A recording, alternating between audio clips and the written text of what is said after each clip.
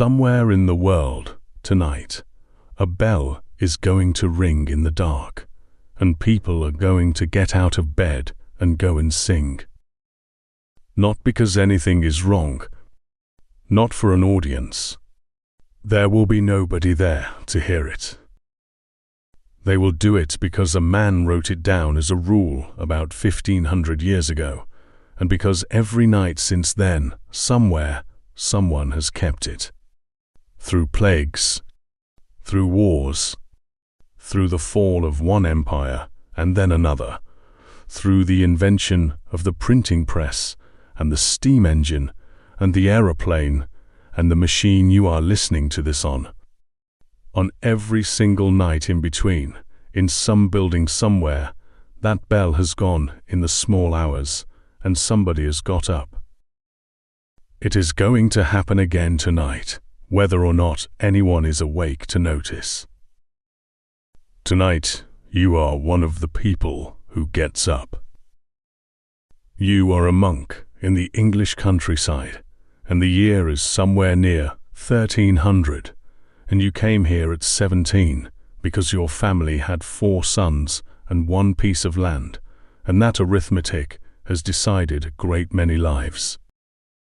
You have been here 19 years, which means you have not slept a full night through since you were a boy. Not once.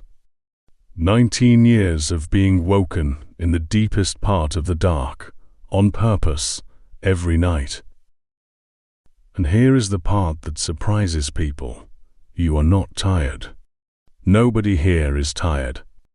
It turns out that a night broken in the middle is not a night ruined, and the men who worked that out did it by accident, 1200 years before anybody thought to study it.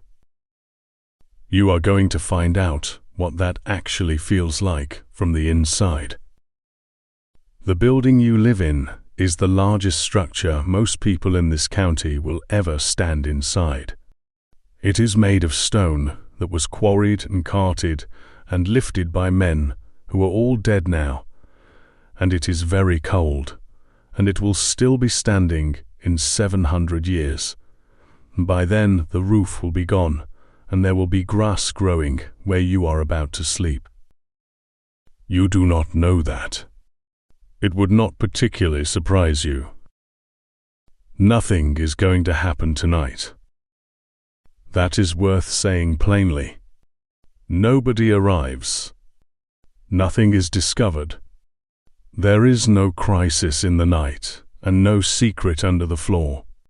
Tonight is one of the roughly 365 nights that make up a year here, and it will be very like the one before it, and very like the one after, and that sameness is not a failure of the life. It is the entire point of the life. Here is the shape of it. You will go to bed early, in your clothes, in a long room with 40 other men. In the deepest part of the night, a bell will ring, and you will get up in the dark and walk down a staircase into the church, and for about an hour you will sing in a language you learned as a boy, by candlelight, with your breath showing. Then you will go back up and sleep again. Then it will be nearly light, and you will sing once more, and the day will start. That is the whole of it. Men have been doing it in this valley for 200 years, and they will do it here for 200 more. If you like nights like this one, there are others on this channel. That is all I will say about that. Now, it is winter, and the light went out of the sky hours ago. In this part of the world, in this month, the dark is not an event that happens at the end of the day. The dark is most of the day. The sun comes up late and goes down in the middle of the afternoon, and everything else is candles and firelight and getting on with it. There is no clock here. There is no clock anywhere in England that you have ever seen.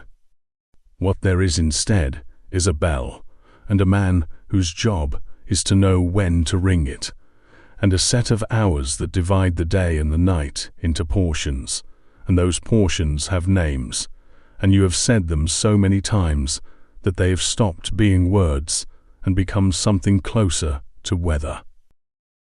The last of them was a little while ago. It is called Compline, and it is the one that closes the day. After Compline, nobody speaks. That is not a mood. It is a rule, and it is one of the oldest rules in the house. From the end of Compline until the morning office is finished, the whole community keeps what is called the Great Silence, and inside it, a man may go a full third of his life without saying a word out loud in the dark. You are in it now. 40 men are lying in one long room over your head and around you, in the cold, awake or nearly asleep, and not one of them is going to say anything until the sun comes up. It is not lonely. It has never once been lonely. Let the silence sit for a while.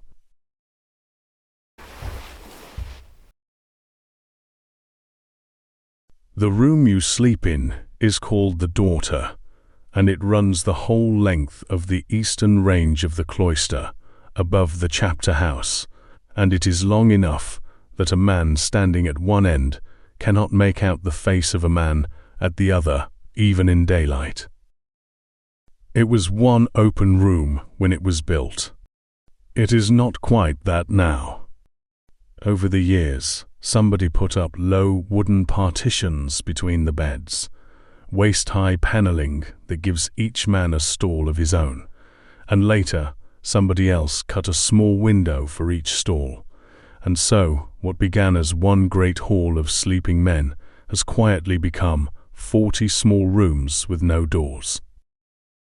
Nobody planned that.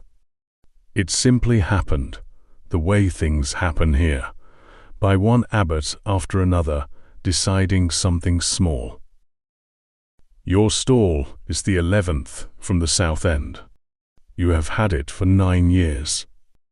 Before that you were nearer the door, where it is colder, and before that you were at the very end by the stair, where you were woken by every man who went past. Nobody told you that you had moved up. You just noticed, one winter, that you were warmer. You go to your bed. The bed is a wooden frame with a straw mattress on it, and over that a woolen blanket and a coverlet, and that is the whole of it.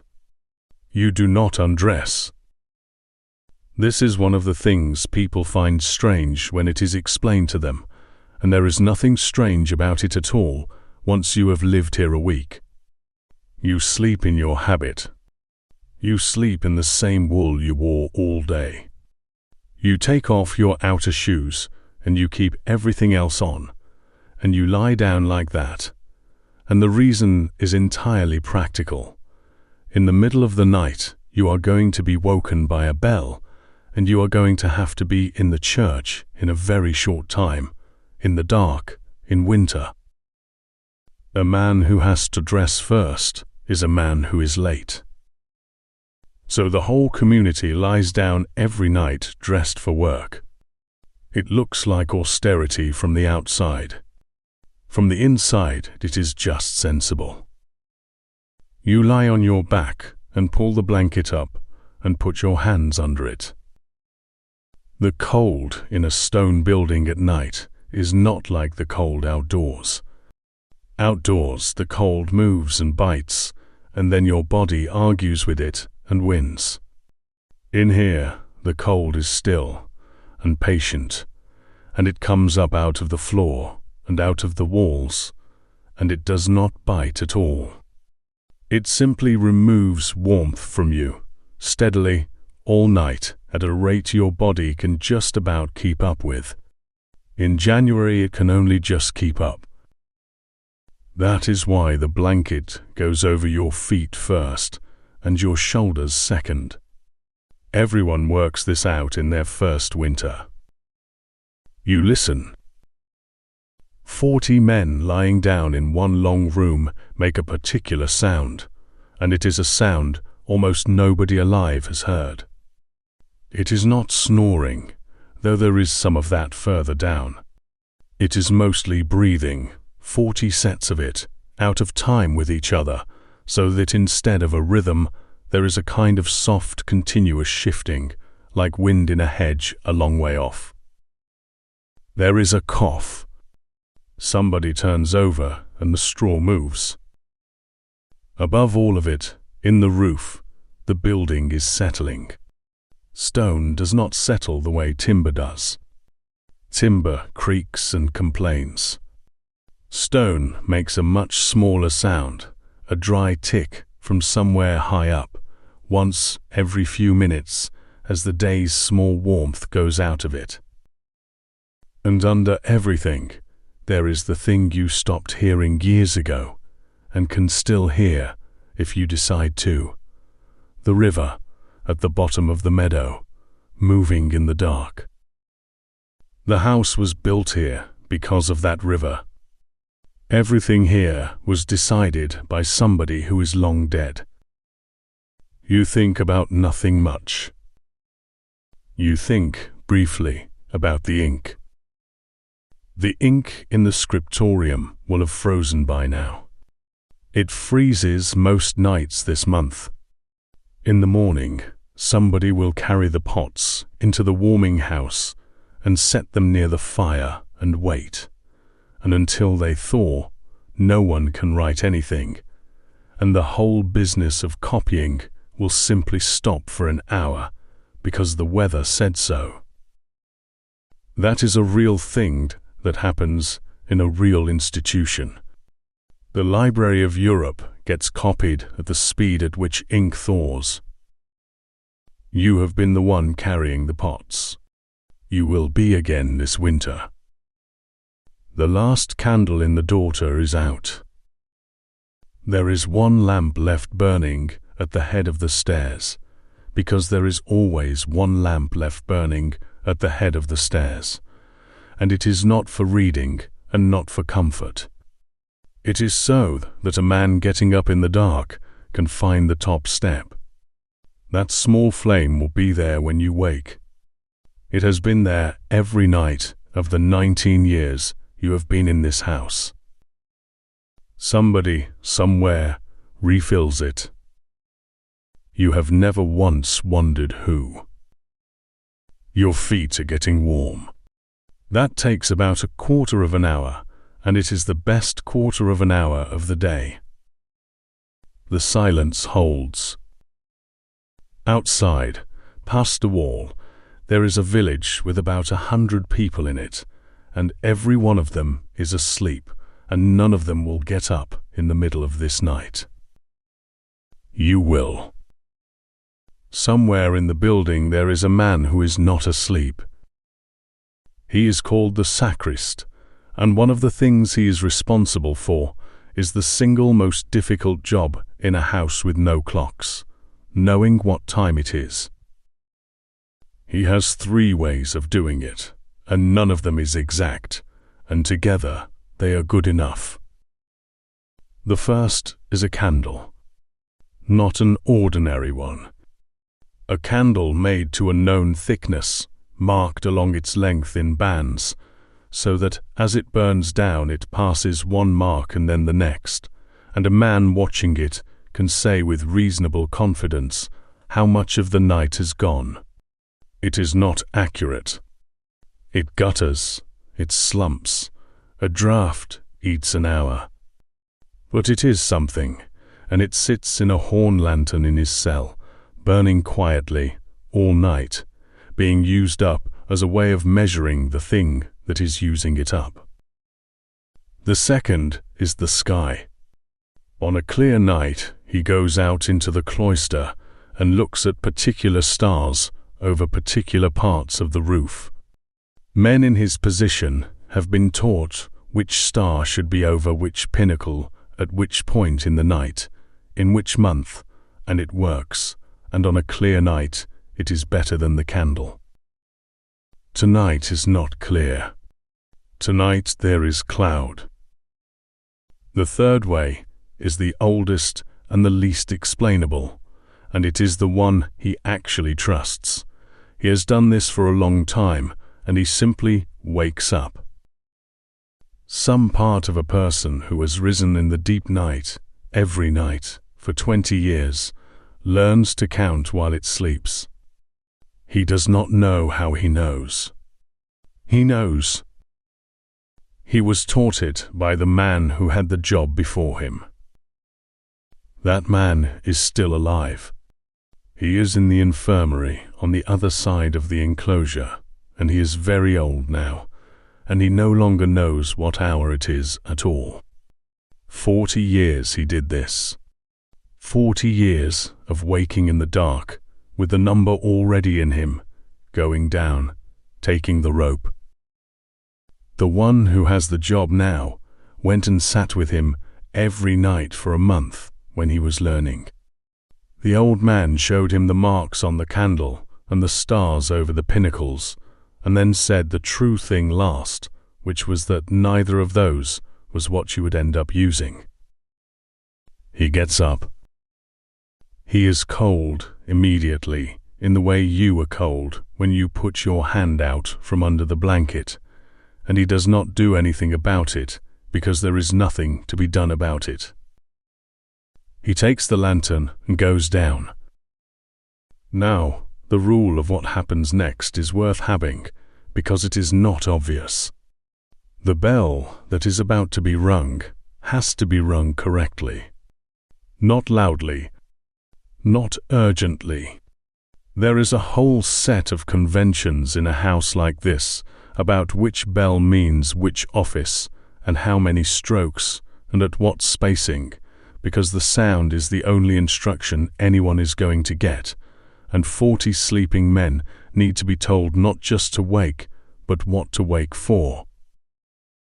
A bell rung wrong at this hour would be an event. Nothing here is supposed to be an event. He takes the rope. And in the dorter, in the dark, in the 11th stall from the south end, you are asleep. Then the bell.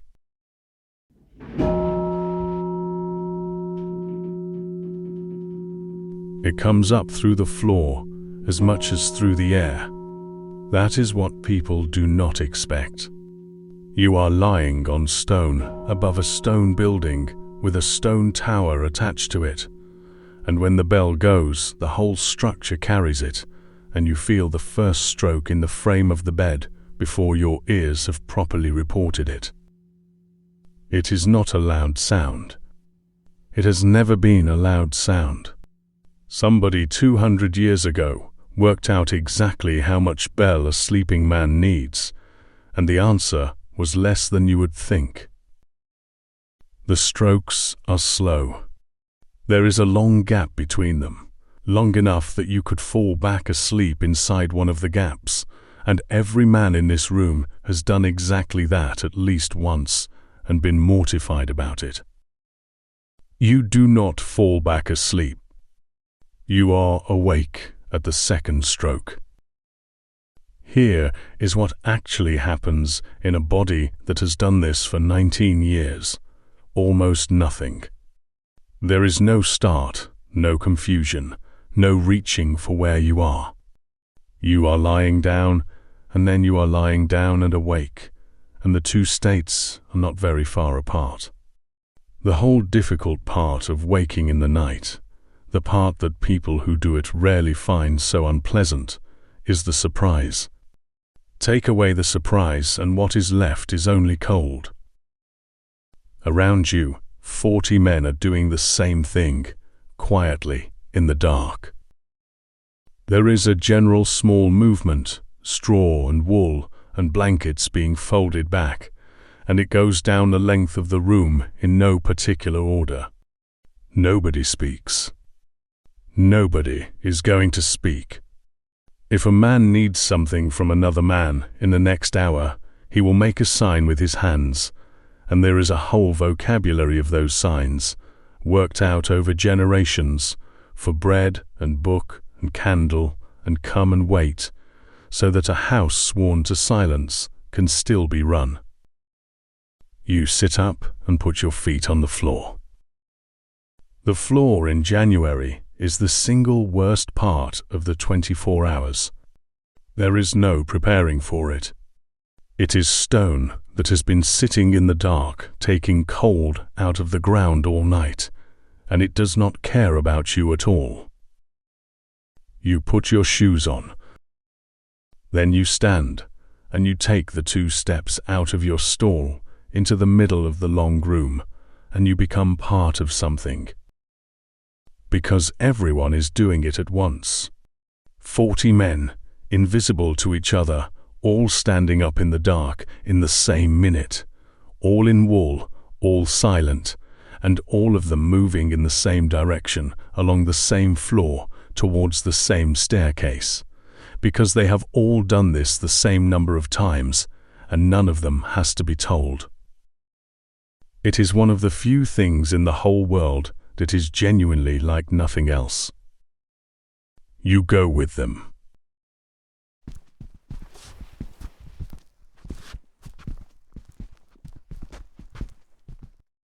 At the north end of the dorter there is a doorway, and through the doorway there is a staircase, and that staircase does not go down into the cloister or out into the yard or anywhere a person might reasonably want to go. It goes into the church. It comes out through a door in the south transept, directly into the building where you are about to sing, and it exists for one reason only, so that men woken in the middle of the night can get from their beds into the church without going outside. It has a name. It is called the night stair. Somebody designed this. That is the part worth sitting with. A mason, at some point, was told that the men in this house would be getting up in the dark every night for the rest of time, in a climate like this one, and that walking them out through the open cloister in January was a bad plan, and so he put a staircase in the wall between where they sleep and where they pray. The entire building is arranged around the fact that these men do not sleep through the night.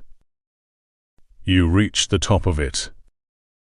The lamp is there, the one that is always there, and in its light the first 4 or 5 steps are visible, and everything below them is black.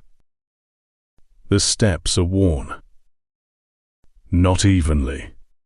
Stone wears where feet actually go, which is never the middle of the tread, and so each step has a shallow dish scooped out of it towards the inside of the turn, and the dishes get deeper the further down you go, and the deepest of them are as deep as the width of 2 fingers. That was done by feet. Only by feet. There is no other agent. 200 years of men coming down this stair twice a night in the dark have taken away that much stone, a few grains at a time, and the men who did most of it are buried 100 paces from here, under the floor of the very church they were walking into. You put your foot in the dish and go down. You do not look. There is nothing to look at after the 4th step, and you would not use your eyes anyway. What you use is the wall on your right, with the flat of your hand, and the count. The count is not something anyone taught you. Everybody in this house has one, and they are all the same number, because it is the same staircase, and after a few months a man simply knows how many steps there are and how the turn goes, and which one is slightly shallower than the others because it was replaced at some point and cut wrong. Your feet know it better than you do. If you thought about it, you would falter. Ahead of you and behind you, there are other men on the stair. You cannot see them. You can hear them, and it is one of the more particular sounds of this life. 40 pairs of soft shoes on worn stone in a stone shaft, all going down, none of them hurrying, no one saying anything. It is a dense, dry, shuffling sound with a lot of echo in it, and it goes on for some time because 40 men do not fit on a staircase. You come out at the bottom.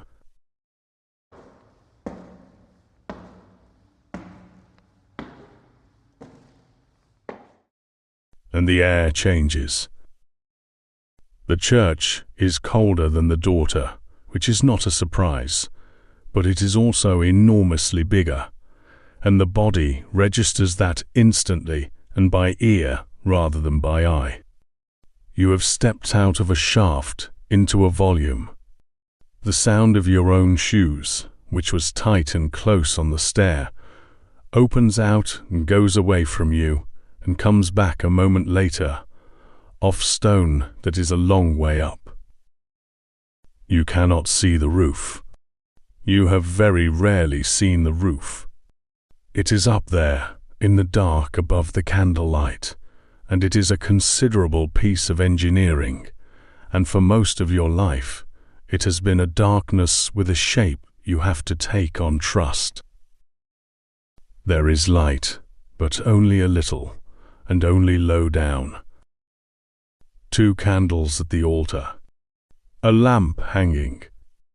Somebody has been in here before you, because the candles are already lit, and that somebody is the sacrist who has not been to bed at all. The light does what candlelight does in a very large space, which is almost nothing. It does not illuminate the church. It makes a small, warm pocket around itself and leaves the rest of the building to be the size it actually is. You go to your place. Everyone has a place. The stalls run down both sides of the choir, facing each other across the floor, and yours is on the north side, 4th from the screen, and you could find it blind, and often have. The wood of the armrest is worn smooth and slightly greasy from hands, in the same way the stairs are worn from feet, and by the same mechanism, over the same amount of time. You stand in your stall and wait, and around you the sound of shoes gradually stops, 1 man at a time, until there is no more of it. And then, for about the length of a slow breath, there is nothing at all. 40 men standing in the dark in a cold building in the middle of the night, not moving, not speaking, waiting. This is the quietest that anywhere gets. It begins with one voice. The man whose turn it is says a single short line, alone, into all that space, and it is not sung so much as pitched, and the whole building takes it and holds it for a moment longer than he did. And then everyone answers. 40 voices at once in a stone church is a physical event. It is not loud. Nobody here has ever sung loudly in his life. But stone does something to a sound that soft rooms do not, and what leaves 40 mouths as an ordinary quiet chant arrives back at your own ears half a second later as something much larger, from above, from behind, from the walls, so that you are standing inside a sound you are also making. You have heard it 10,000 times. It still does that. Your breath is visible. Everyone's is. Where the candles are, you can see it. 40 small clouds going up out of the choir stalls, in time with the singing, appearing on the sung notes and thinning out on the rests. On a cold enough night, the air over the choir has a faint haze in it that is entirely made of monks breathing. What you are singing is psalms. That word may not carry much now, so it is worth saying what it actually means as a practical matter. The whole book of Psalms, all of them, is worked through by this community over the course of every week. Not read, sung aloud, in order, distributed across the offices of 7 days, and then begun again on the 8th. And the night office takes the largest share of them, because the night is the longest empty stretch and there is nothing else to fill it with. That is why this office is long. In summer it is shorter. In deep winter, when the night has more hours in it, more psalms go in, because the office is measured against the darkness rather than against a clock. You know them all by heart. Every one. You did not set out to learn them. You have sung them in rotation for 19 years, and the memorizing happened to you rather than the other way round. The language is Latin. You learned it as a boy, badly, and then better, and now it is simply the language that this part of your life happens in. You are not translating. Nobody translating could keep up. The words arrive in your mouth already formed, and you send them out, and the next ones come. There is a strange consequence of this that nobody warns a novice about. Because the words are automatic, your mind is not fully occupied by them. Some of it is free. And so men in choir, at 3 in the morning, think about all sorts of things while singing perfectly. The state of the roof, a brother who is ill, a field, a debt, a childhood house, an argument from 4 days ago that is not finished. This is not considered a triumph. It is considered ordinary and mildly regrettable, and everyone does it. Tonight, your mind goes to the ink again, and then to the river, and then nowhere. The singing goes in 2 halves. The choir faces itself. Your side sings a verse, and the other side sings the next one, and your side takes the one after that, back and forth across the open floor, all the way down a psalm. It is called singing antiphonally, and it is very old, and it does something to the room, because the sound comes at you from across the way, and then leaves you and goes back, and over an hour it produces a swinging, rocking motion in the air of the building. It is extremely difficult to stay agitated inside it. That is not an accident either. Between the psalms there are readings. Somebody goes to the lectern with a candle and reads aloud, and this is one of the only times in the whole night when a single human voice speaks ordinary sentences into the dark. He has the only real light in the building. Everyone else stands in their stalls in the near black and listens to a man who is a small bright shape a long way off. The readings are long, deliberately.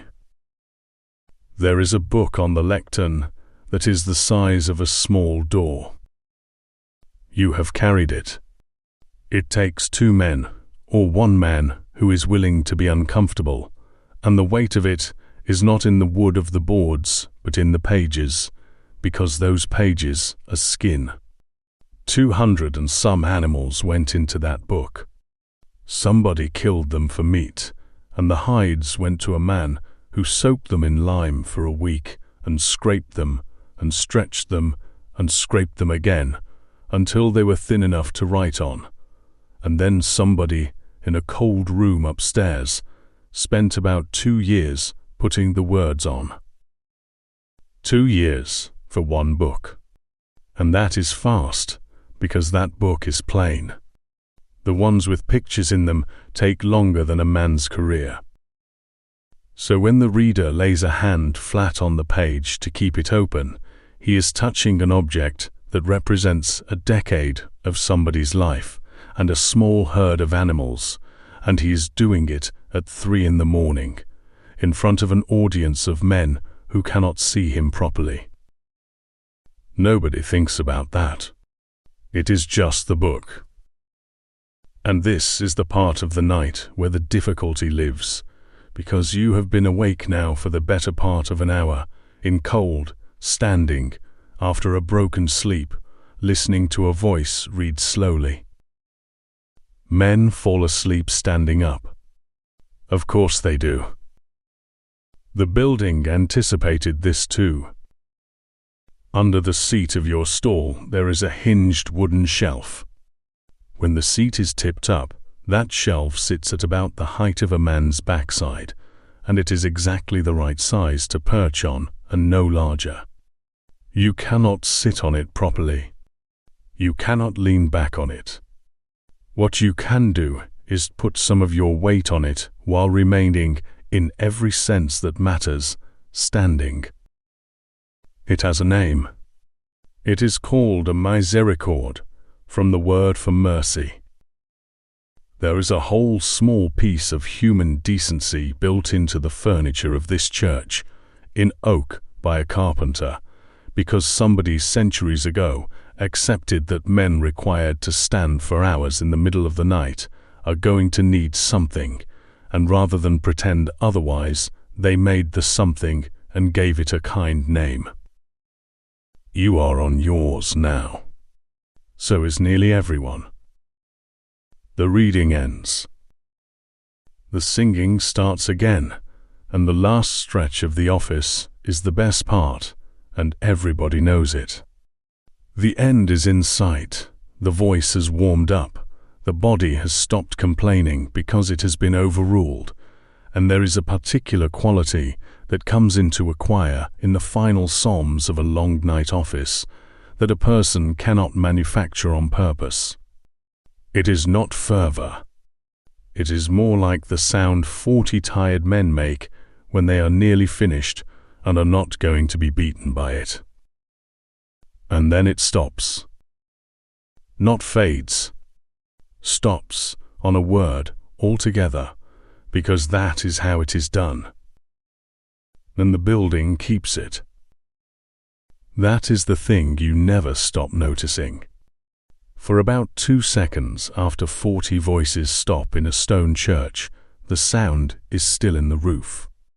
It comes down out of the dark above the candles, thinner and thinner, and it is unmistakably the same note you were all just holding, and then it is gone, and the silence that arrives underneath it is not the same silence that was there before you started. Nobody moves during those 2 seconds. Not out of ceremony. There is simply nothing to do inside them. It is over. You have sung the middle out of the night, and the night is now a thing with a shape, rather than a long empty dark, and that is exactly and entirely what the office is for. In winter, after the night office, you are allowed to go and be warm. This does not sound like much. It is, in fact, the best hour of the week, and there is a room built for it, and the room has a name. It is called the calefactory, the warming house. You leave the church by the cloister door and cross the east walk, and the cold outside hits you properly for a moment, real outdoor January cold, with the sky somewhere above the arcade, and then you go through a doorway on the left and into a room that is doing something no other room in the building is doing. There is a fire in here. Not a hearth with the ash raked over it. Not embers. An actual fire, burning, being fed, kept going through the night on purpose, in a house where fuel is counted and most rooms have never had a fire in them at all. There are only a handful of places in this whole enclosure where that is true. The infirmary, because sick men cannot be cold. The guest house, because guests are not obliged to live like you. The kitchen, obviously. And this room, whose entire purpose is that the community should have somewhere to stop being frozen. That is worth sitting with for a second. Someone, at the founding of a place like this, drew a plan that included a room whose only function was mercy about the weather. You go in. The temperature change is immediate and almost overwhelming, and it is not that the room is hot. The room is not hot. It is that your face and hands have spent the last hour at the temperature of the inside of a stone church in January, and anything above that reads to the body as extraordinary. Your face starts to hurt. That is normal. Cold skin coming back to life aches for a few minutes in the cheekbones and the bridge of the nose and the tops of the ears, and then it stops and turns into something extremely pleasant. Your hands are the slow part. You hold them out, not close. Everyone learns this early, usually by getting it wrong once. Hands that are properly cold cannot tell how hot something is, and a man who puts numb fingers straight at the fire will scorch them and not know until afterwards. So you hold them at a distance and wait, and the feeling comes back from the wrists outward, and the fingertips are last, and they come back with a deep prickling that is not comfortable and is not unwelcome either. Men stand around the fire in a rough ring. Nobody is talking because the great silence is still running and will run until after the morning office. So what you have is a dozen or so men in a warm room in the middle of the night in complete silence, holding their hands out. It should be strange. It is the most companionable part of the day. There is a whole language going on. Somebody moves aside to let a man who has just come in get nearer the fire. Somebody else, without being asked, hands over the small stool. A brother who has been coughing for a week is quietly given the best place, and nobody remarks on it, and he does not thank anyone out loud because he cannot. He puts 2 fingers to his chest, which is one of the signs, and that is the entire transaction. You could have a whole friendship here and never once use a word. Some men do. In the corner, on a shelf near the fire, there are the pots. Ink freezes. Everybody outside this trade is faintly surprised by that, and everybody inside it plans around it. The ink used in the scriptorium is water-based, and the scriptorium has no fire in it, and it is January, so every night the ink in the pots turns solid. So they come in here. Somebody, usually one of the younger men, carries the pots into the warming house after the night office and sets them on the shelf, and over the next hour or so they slacken, and by the time there is enough daylight to write by, they are usable again. Not before. If they are not thawed, nobody writes. You have done this job.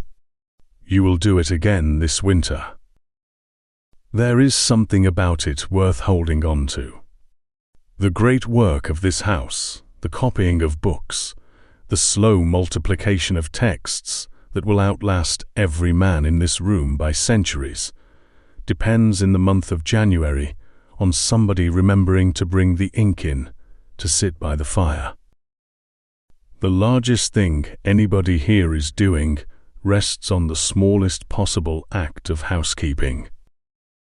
Nobody finds that remarkable. You have never heard it discussed. You watch the fire. This is where the hour goes. There is no requirement to do anything in the warming house. You are not in choir. You are not at work. You have already done the difficult part of the night, and the next thing is going back to bed. So for a stretch of time whose length nobody measures, A dozen men stand in a warm room and look at a fire and do not speak. The fire is doing what fires do, which is never quite the same thing twice. A log settles. The light on the vault above shifts. Sparks go up and stop existing. Your habit is starting to smell faintly of wood smoke, which it always does in winter, and which you cannot detect at all after the first week of the season. Somebody near the door makes a small sign that the fire needs another piece of wood, and somebody nearer the basket puts one on, and the room dims for a moment as the new wood takes, and then comes back brighter.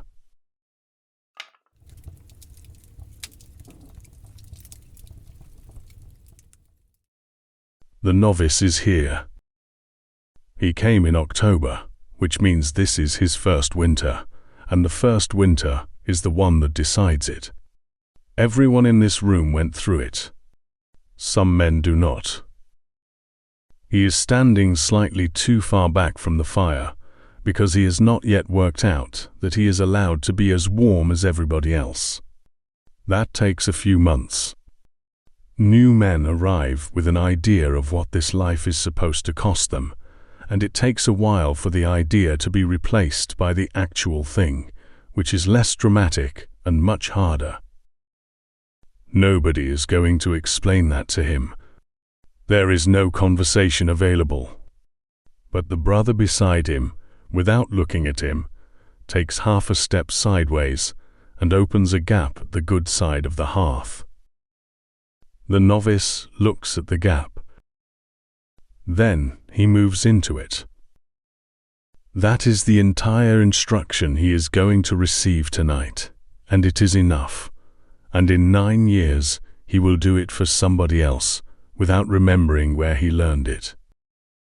You are, at this moment, warm, fed enough, uninjured, unhurried, among people you have lived beside for 19 years, with nothing whatsoever required of you until the bell goes again.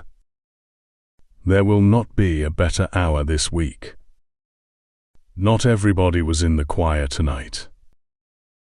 On the far side of the enclosure, beyond the East Range, there is a separate building with its own small hall, and its own chapel, and its own fire, and it is called the Infirmary, and there are 7 men in it.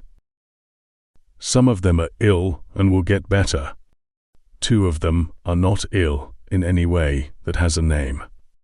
They are simply very old. There is a point in the life of a man in this house when he stops being able to come down the night stair. It does not happen all at once. It happens over a couple of winters. First, he starts using the wall on both sides. Then he starts going down last, so that nobody is waiting behind him. Then one January he does not appear at Vigils, and someone goes up afterwards and finds him sitting on the edge of his bed in the dark, dressed, having got that far. Nobody makes a decision about it. The infirmera simply says, the next day, that brother so-and-so will be sleeping in the infirmary now. And that is that, and it is not discussed, and the man's stall in the choir stays empty for a while, and then quietly gets used by somebody else. The infirmary has a fire that is never allowed to go out. That is the rule of the room, and it is one of the few places in the whole enclosure where warmth is simply assumed rather than rationed. Sick men cannot be cold. Old men cannot be cold. The community decided that a long time before anyone currently alive was born, and it has never been revisited, and the wood for that hearth comes off the top of the pile before anything else gets any. So while you were standing in the dark church singing psalms, there was a room 100 paces away with a fire in it, and men asleep in beds, and one brother sitting up. There is always one sitting up. He is not doing anything. That is the point of him. He has a lamp and a stool, and he is there so that if one of the old men wakes in the night and is frightened or confused or simply needs water, there is a person in the room rather than a dark ceiling. He will do that until the morning office, and then he will go and sleep, and somebody else will do it tomorrow. And this rota has been running continuously in this building for longer than any document in the library. The two very old men do not really know what time it is anymore. One of them was the sacrist himself 40 years ago. He rang the bell in the middle of the night for 2 decades. He knew the stars over the pinnacles. Now he sleeps in short pieces and wakes at hours that have nothing to do with the office, and asks, sometimes, whether it is time. And the brother on the stool always says the same thing, which is not a lie and is not the truth either. He says, "Not yet. Go back to sleep. I will wake you."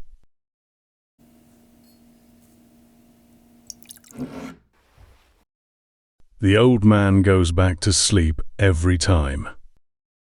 That exchange has happened in that room, in some form, in some language, for as long as there have been houses like this one, and it is the single kindest sentence anybody in this enclosure says all night. You have sat that watch. Every brother here has, at some point, in rotation. It is not difficult work. It is a warm room and a long quiet and a lamp, and mostly nothing happens for hours, and you are not required to pray or read or account for the time. You are required to be present. What you remember about the nights you have sat there is not the men who needed something.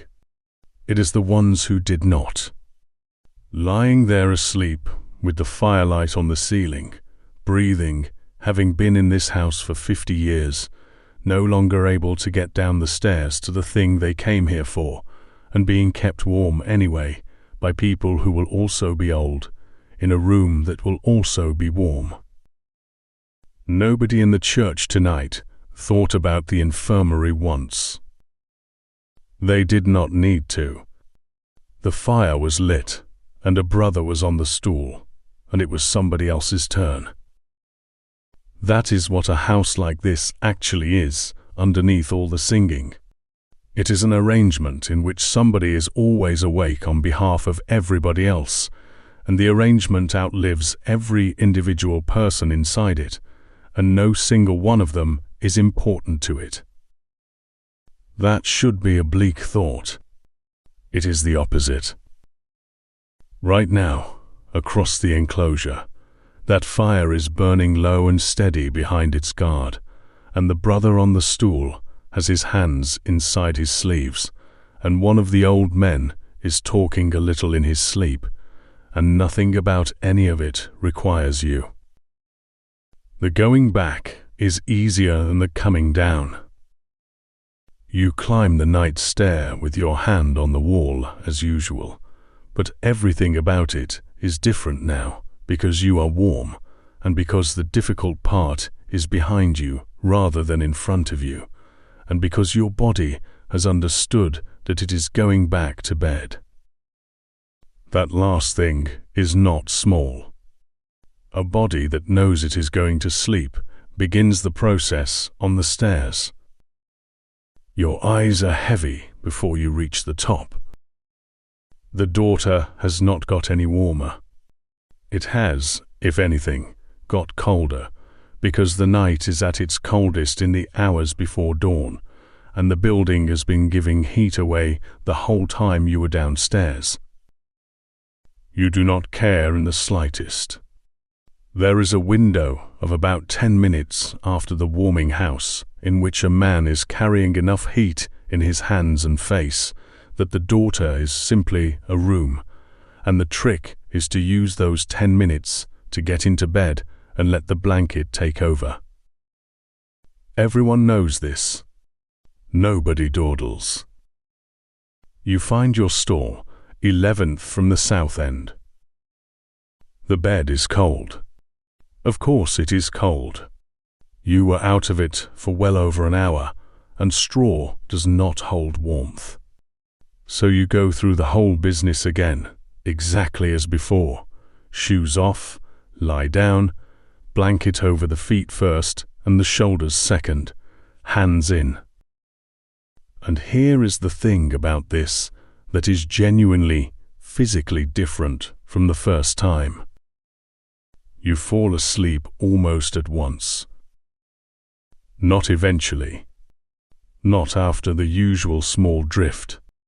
You lie down in a cold bed in a freezing room, having just walked up a staircase, and within a few breaths you are gone, and you have been gone before you have finished noticing that you are going.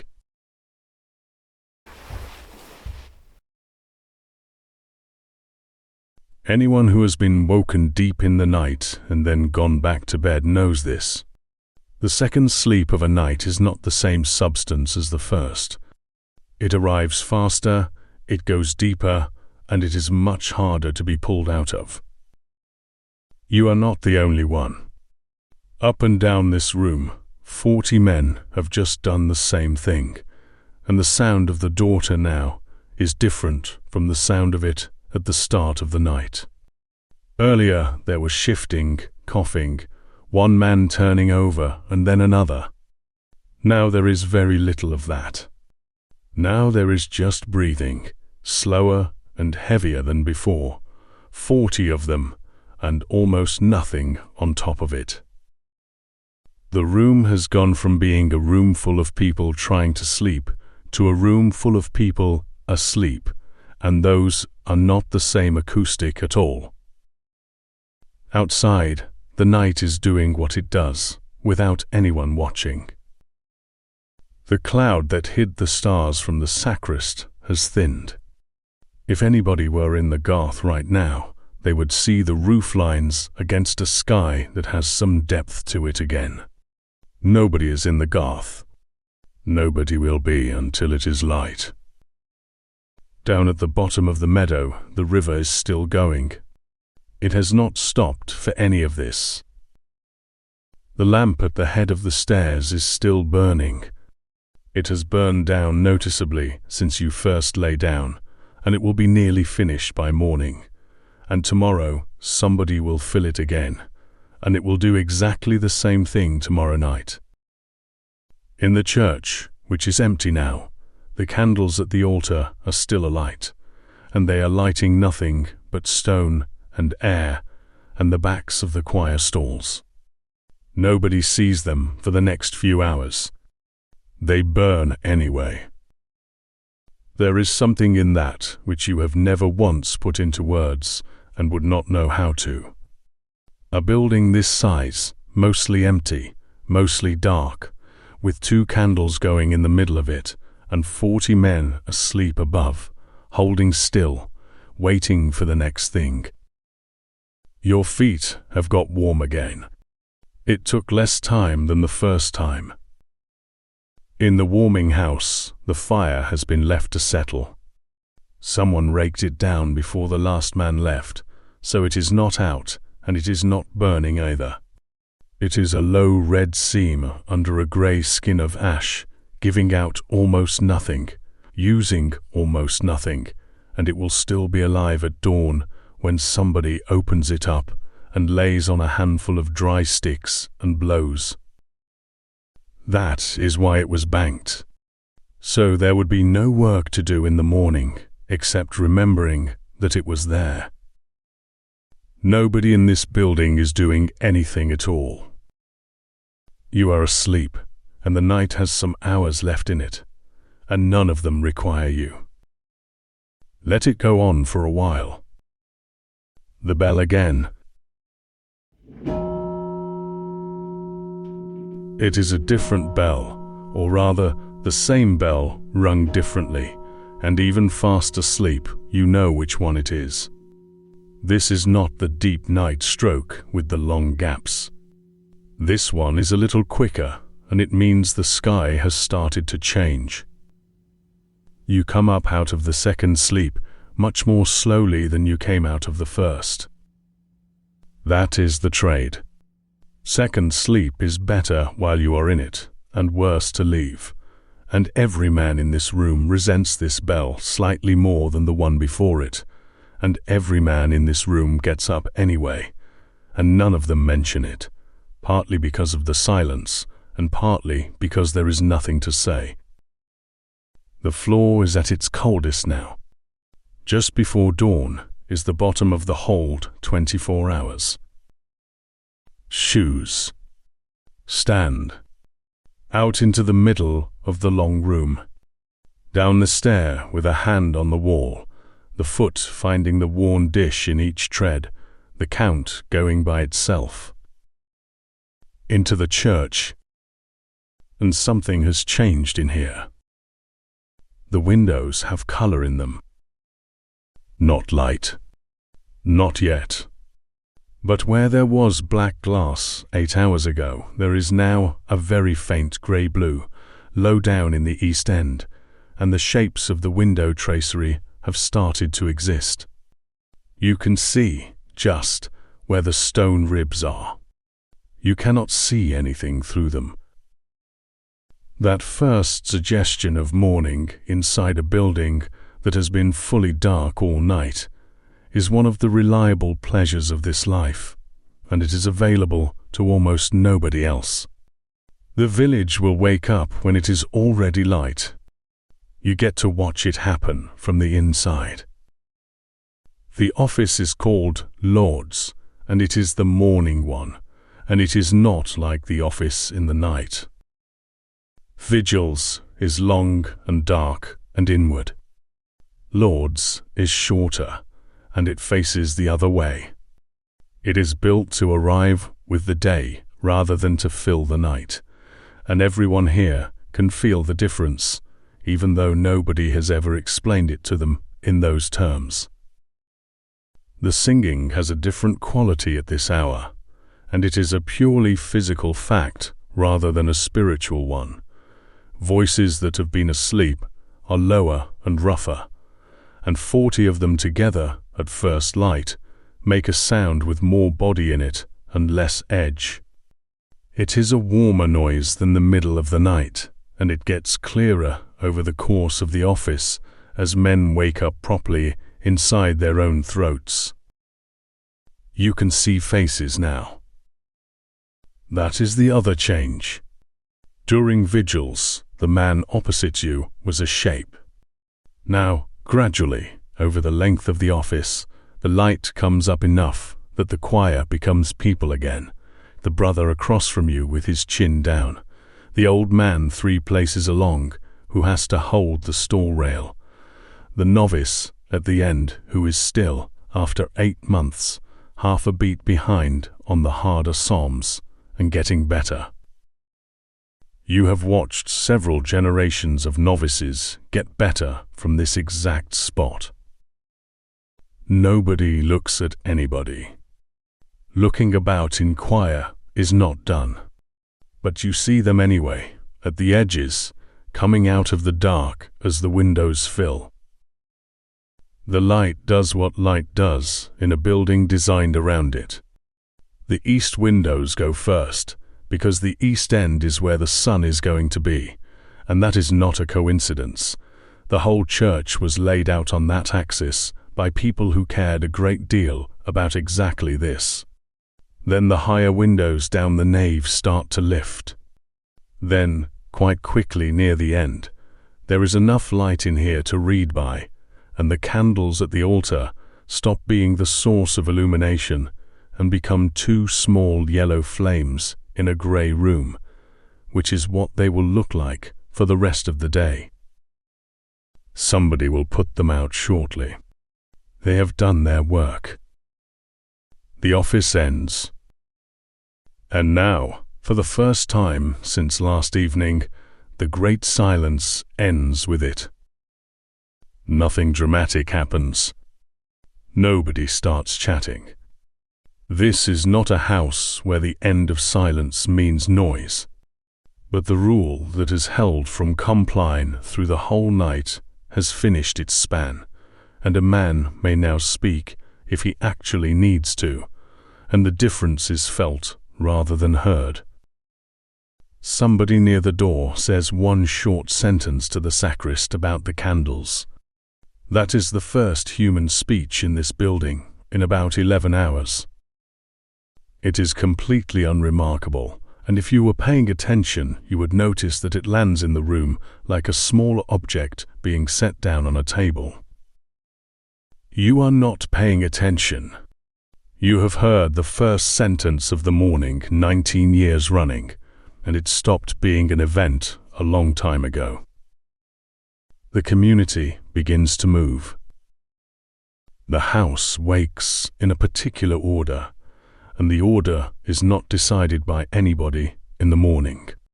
It was decided long ago and is simply enacted.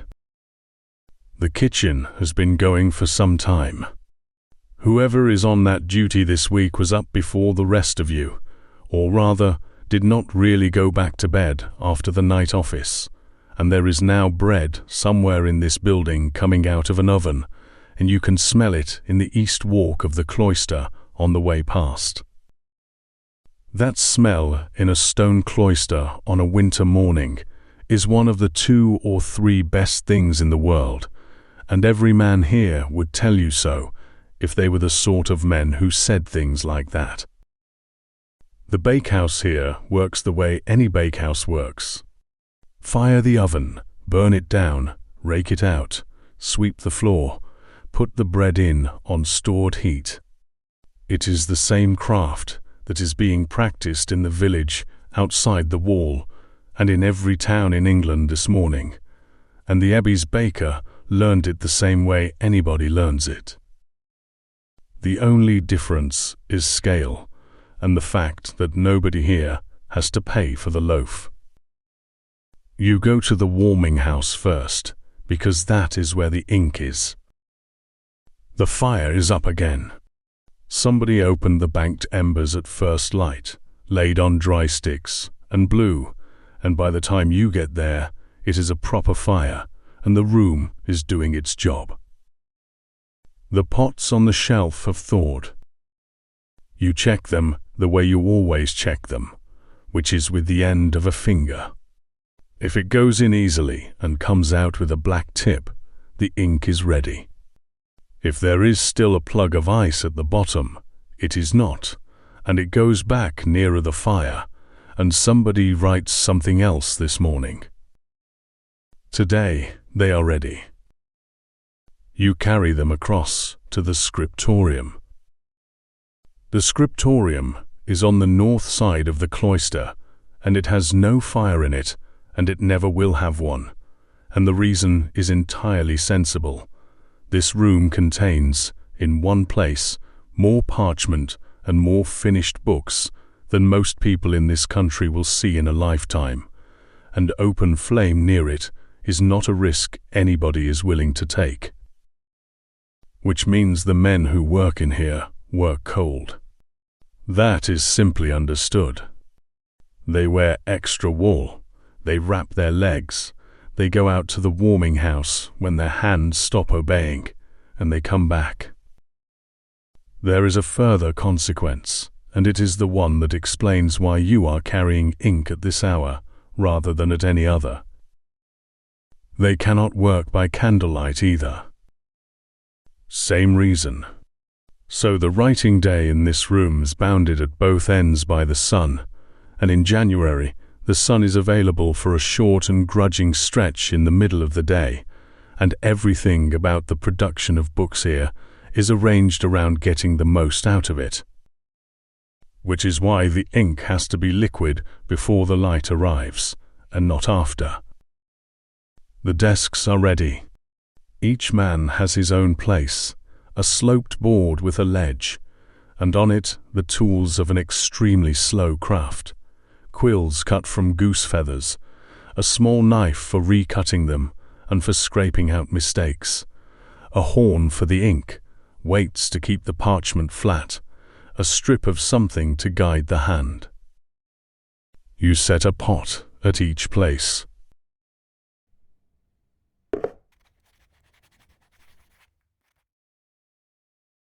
It is worth knowing what actually happens at these desks, because almost nothing about it is what people picture.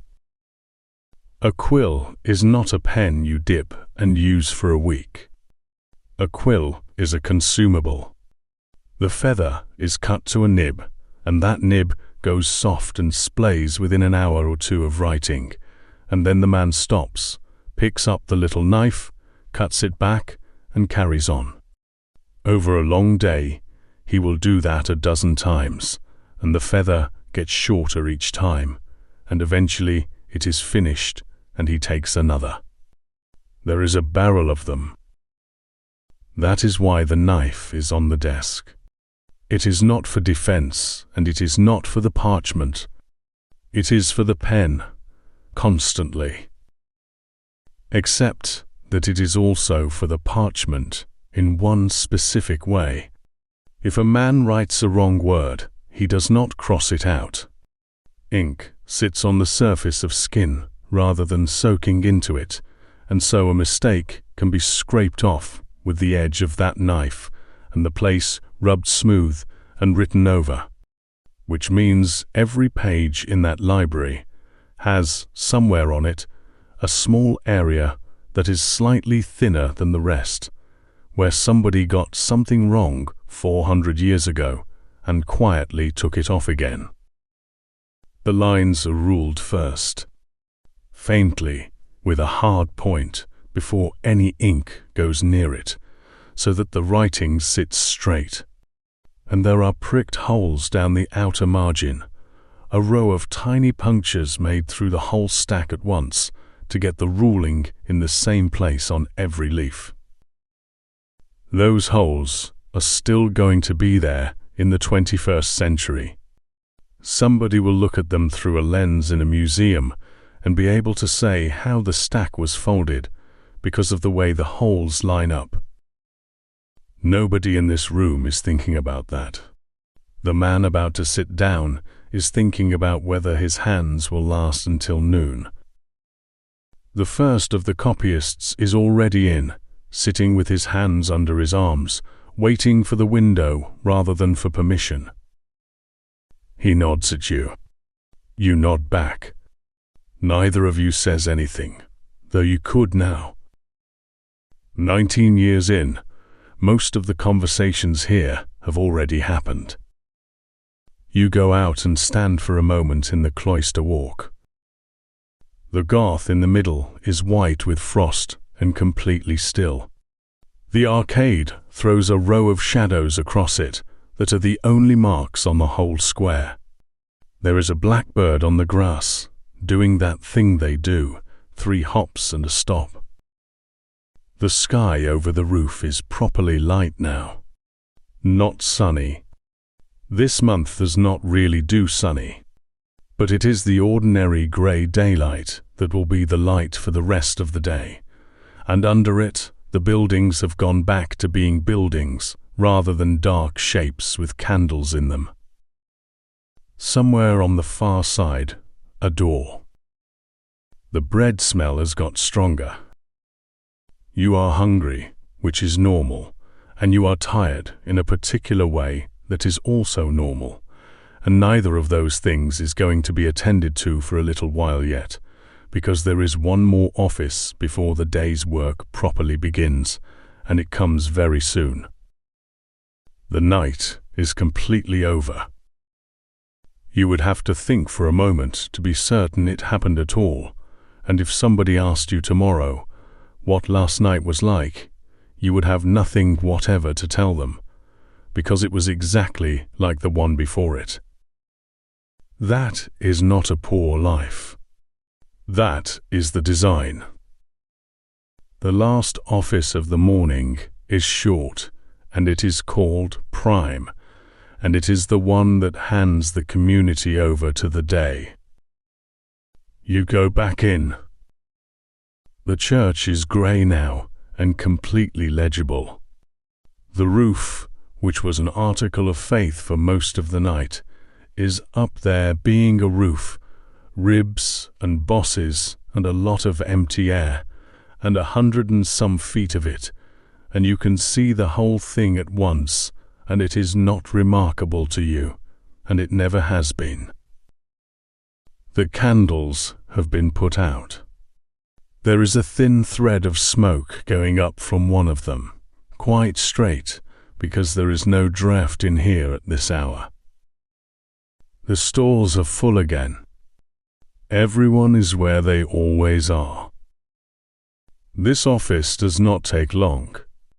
It is a handful of psalms, and it is over, and men are already thinking about the rest of the day inside it, and that is understood and forgiven and universal.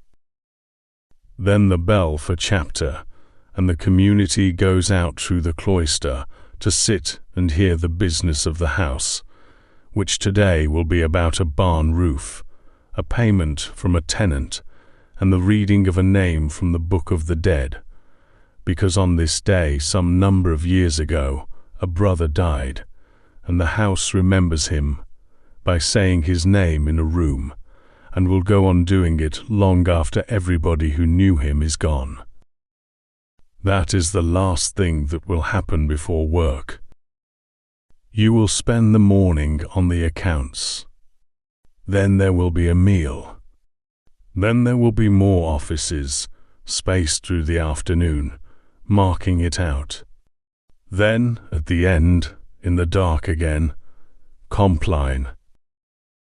And after Compline, silence.